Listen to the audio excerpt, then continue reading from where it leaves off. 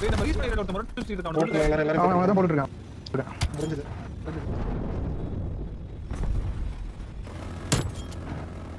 வீட்டால் போட்டான். போய் கலெக்ட் பண்ணா போதும்.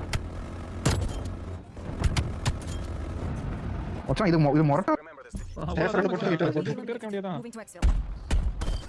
யார் அது ஆன்மை இல்லாதவன்? மாடுப்பா. இல்லடா எல்லாத்துக்கும் எந்த சந்தில ஒளிஞ்சிட்டு சுத்திட்டே இருக்க போட்ட மாதிரி.